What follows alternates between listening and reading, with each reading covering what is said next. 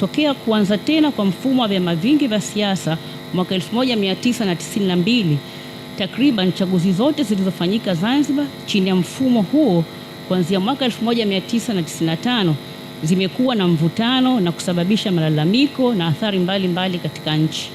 Na kwa kuwa uchaguzi mkuu wa Zanzibar uliofanyika tarehe 29 Oktoba 2025 pamoja na upekee wake katika kudumisha amani na utulivu nchini umeacha malalamiko kwa baadhi ya vyama vya siasa, na kwa kuwa katika kuunda serikali ya umoja wa kitaifa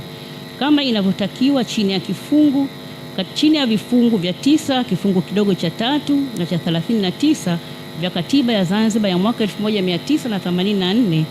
kwa sababu ya malalamiko yaliyoelezwa, ilipelekea kutokubaliana baina ya vyama vinavyopaswa kushiriki kuunda serikali, yaani Chama cha Mapinduzi na chama cha ACT Wazalendo.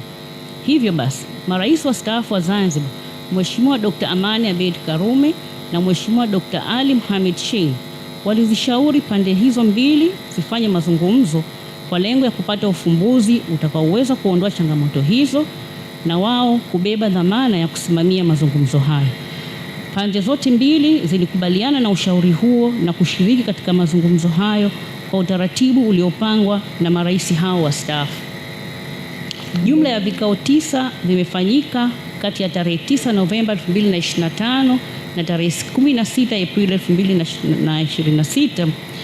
Mbali ya vikao hivyo 9 vya viongozi, vikao vikuu vya kamati ndogo vilifanyika.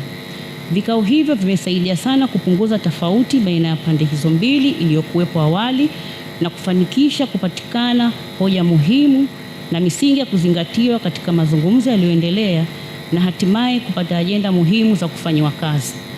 Vikao viwili vya mwisho vilivyohitimisha awamu ya mwanzo ya mchakato huu vilifanyika Ikulu Zanzibar tarehe 16 Aprili 2026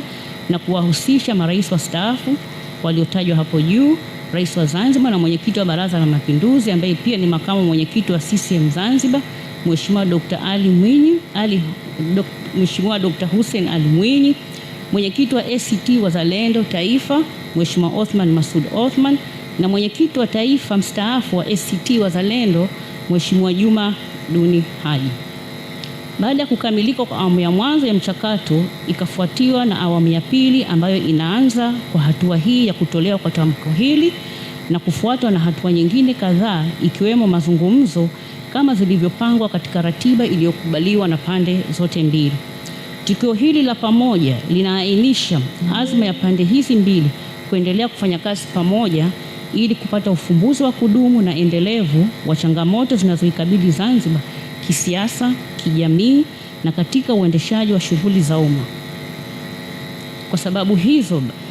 Kwa sababu hizo pande zote mbili zinazostahiki kikatiba kuunda serikali ya umoja wa kitaifa zinatoa tamko la pamoja kama ifuatavyo: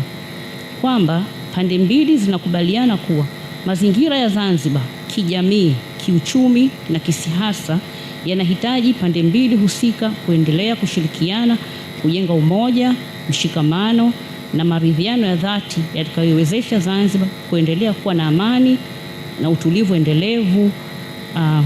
kwa kuunda kamati ya pamoja ya majadiliano kwa mujibu wa ratiba ya awali iliyokubaliwa na pande zote mbili pamoja na marais wastaafu ambao walisimamia awamu ya kwanza ya mazungumzo hayo. Kwamba pande zote mbili zinakubaliana kuchukua hatua stahiki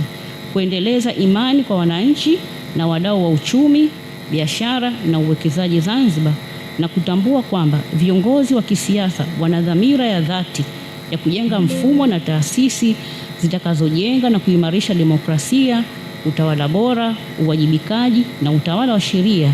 ambapo uendeshaji wa uchaguzi huru na haki na utoaji wa haki kwa ufanisi utakuwa kielelezo cha kufanikisha dhamira hiyo. Kwamba pande zote mbili zinakubaliana kwamba mchakato huu utakuwa shirikishi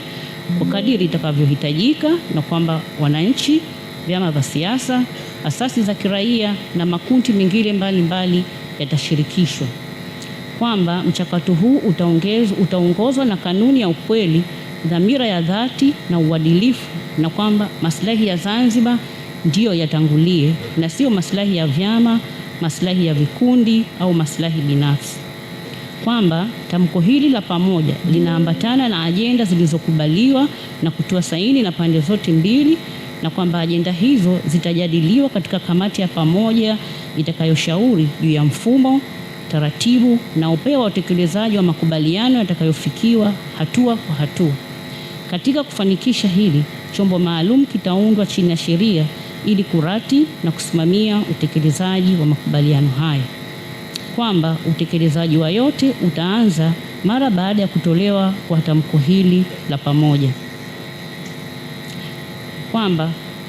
pande zote mbili zinatoa wito kwa wananchi wote wa Zanzibar kuunga mkono hatua hii kwa kutoa ushirikiano wa dhati kwa lengo la kujenga mustakabali mwema wa nchi na watu wake. Kwa upande wa viongozi wanaohakikishia wananchi wa Zanzibar kwamba watasimamia mchakato huu kwa dhati na kuweka mbele maslahi mapana ya Zanzibar na Tanzania kwa ujumla. Mheshimiwa viongozi, naomba kuwasilisha na asanteni kwa kunisikiliza.